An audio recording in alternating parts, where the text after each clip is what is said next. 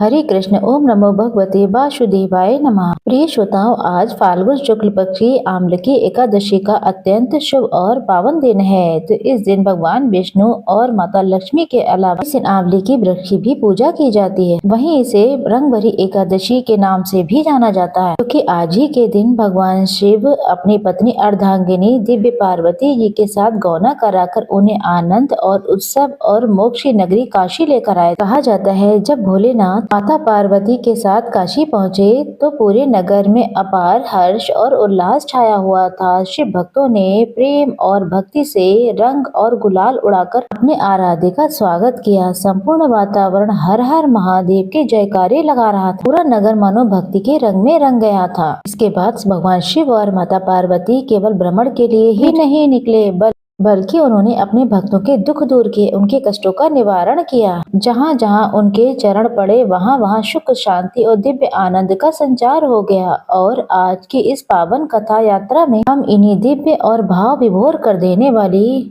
कथा को सुनेंगे। इस कथा में सबसे पहले भगवान शिव और माता गौरा के गौने के आगमन की अद्भुत कथा का रसवादन करेंगे। इसके बाद हम सुनेंगे भगवान की उग्र और करुणामयी अवतार नरसिंह भगवान की पावन कथा, जो ये बताती है जब भी भक्त पर संकट आता है तब भगवान स्वयं उसकी रक्षा के लिए अवतरित होते हैं। तो आइए मन को शांत करके श्रद्धा और विश्वास के साथ इस दिव्य कथा को श्रवण करते हैं और भगवान की भक्ति में डूब जाएं। ओम नमो पार्वती पते हर हर महादेव की जय। हिमालय की पवित्र वादियों में दिव्य उत्सव का वातावरण था। देवताओं के आशीर्वाद और ऋषियों के मंगल गान के बीच जब भगवान शिव और देवी पार्वती का विवाह संपन्न हुआ तो समस्त लोग आनंद से भर उठे। लेकिन विवाह के बाद वह शुभ घड़ी आई जब माता पार्वती को गौना होना था। वो क्षण जब एक बेटी अपने मायके से विदा होकर अपने पति के धाम की ओर प्रस्थान करती है। अपनी पुत्री की विदाई को सोचकर माता मैना का हृदय भर आया था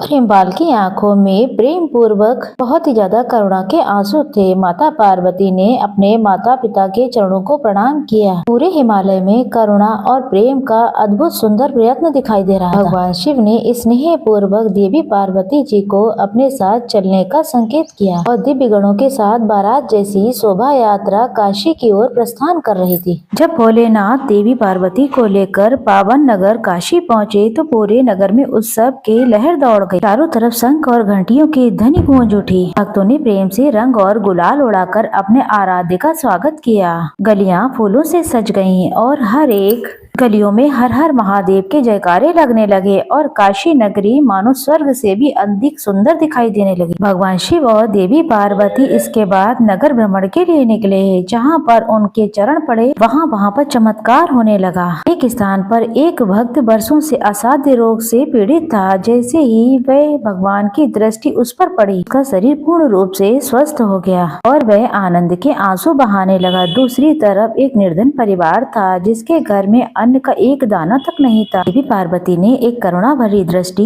उसके घर पर डाली तो उसके घर में अन्न और धन के भंडार भर गए। एक दुखियारी स्त्री जो इतने पुत्र पाने के लिए व्याकुल थी, भोलेनाथ के आशीर्वाद से उसे एक स्वस्थ और दीर्घायु पुत्र की प्राप्ति हुई। इस प्रकार भगवान शिव और देवी पार्वती ने अपने भक्तों के अनेक कष्ट दूर किए और काशी नगरी को अपनी कृपा से धन्य कर दिया। इसी बीच भगवान शिव और देवी पार्वती के बीच मध्य वार्तालाप चल रहा था। देवी पार्वती जी ने प्रेम पूर्वक भगवान शिव से पूछा, हे स्वामी, संसार में तो अनेक सुंदर स्थान हैं, देवताओं के लोक हैं, पर्वत हैं, फिर आप हमें गौने के बाद काशी ही लेकर क्यों आए? उस समय उनकी आंखों में करुणा और गहन ज्ञान की चमक थी। देवी, काशी केवल एक नगरी नहीं है, ये मेरी प्रिय नगरी है, ये मेरा हृदय है। यहाँ हर श्वास में भक्ति बसती है, हर कण में मोक्ष का वास है। मैं यहाँ पर तुम्हें इसलिए लाया हूँ ताकि तुम स्वयं देख सको कैसे मेरे भक्त प्रेम और विश्वास से जीवन जीते हैं और कैसे मैं अपने भक्तों के दुख दूर करता हूँ। तब भगवान शिव देवी पार्वती को लेकर पावन काशी की गलियों में निकले। उन्होंने देखा एक इंसान गंगा तट पर प्रभु का नाम जप रहा था। और मंदिर में दीप जला रहा है। कोई दुखी होकर बहुत ज्यादा प्रार्थना कर रहा है, कोई आनंद में भजन गा रहा है। कहीं कोई दरिद्रता से दुखी था, कहीं कोई अपने प्रिय जनों के लिए आंसू बहा रहा था। देवी पार्वती का हृदय करुणा से भर उठा, उनकी आंखों में करुणा के आंसू आ गए। फिर उन्होंने प्रेम और विनम्रता से भगवान शिव से कहा, हे प्रभु, हे स्वामी, जब सांसारिक मनुष्य को इतने कष्ट सहने पड़ते हैं, जब ये बार बार जन्म और मृत्यु के चक्र में बंध कर दुख भोगते हैं, मेरा हृदय अत्यंत व्याकुल हो उठता है। मैं आपसे विनती करती हूँ, कृपया करके कोई ऐसा मार्ग बताइए जिससे इन जीवों को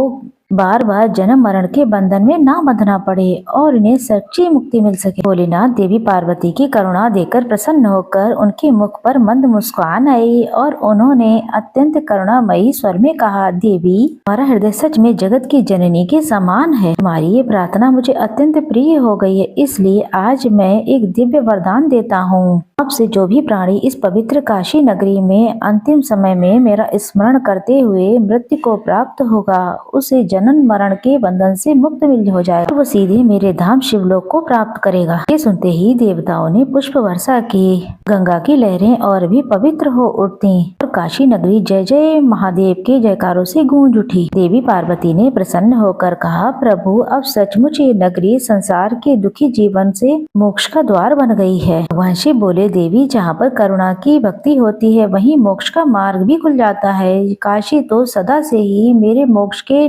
मोक्षदायिनी नगरी रहेगी। तभी से ये मान्यता चली आ रही है कि काशी में मृत्यु को प्राप्त होने वाला जीव भगवान शिव की कृपा से जन्म मरण के चक्र से मुक्त होकर शिवलोक को प्राप्त होता है। सभी प्रेम से बोलिए, शंकर भगवान की जय, देवी पार्वती की जय, पवित्र काशी नगरी की जय। ये थी भगवान शिव और देवी पार्वती की गौने की कथा।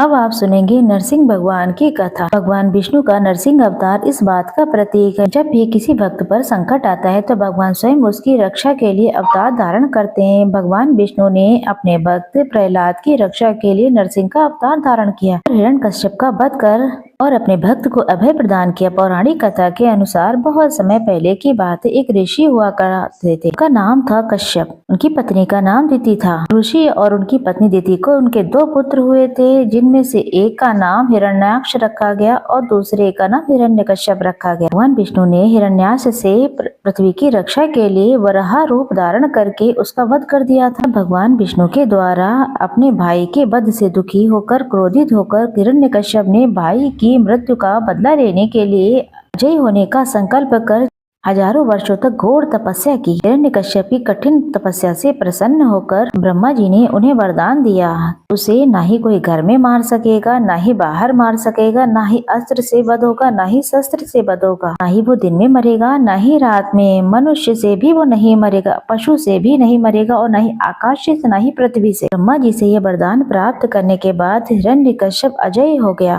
फिर उसने देवराज इंद्र से युद्ध करके स्वर्ग पर विजय प्राप्त की, साथ ही सभी लोगों पर उसका राज्य हो गया था। हिरण्यकश्यप ब्रह्मा जी से मिले वरदान के स्वरूप इतना अहंकारी हो गया कि उसने अपनी प्रजा से खुद को भगवान की तरह पूजने का आदेश दे डाला। जो भी इस आदेश को नहीं मानता था उसे वह मृत्यु दंड दिया करता था। हिरण्यकश्यप के अत्याचार की कोई सीमा नहीं थी, उसने प्रभु भक्ति पर अत्याचार करना शुरू कर दिया। हिरण्यकश्यप का पुत्र प्रहलाद था, वह असुर था, लेकिन वह अपने पिता से बिल्कुल विपरीत था। प्रहलाद भगवान विष्णु का भक्त था। ये बात उसके पिता को पसंद नहीं थी, जिस कारण से उसने कई बार अपने पुत्र का वध करने का प्रयास किया था, लेकिन विष्णु भक्त होने के कारण हिरण्यकश्यप प्रहलाद का कुछ भी नहीं बिगाड़ पाया था। भक्त प्रहलाद पर हिरण्यकश्यप के अत्याचार की सभी सीमाएं पार हो गयीं। तब भगवान विष्णु ने नरसिंह अवतार धारण किया। जैसे ही हिरण्यकश्यप को वरदान प्राप्त हुआ, वैसे ही भगवान ने उसका वध कर दिया। भगवान विष्णु ने दिन और रात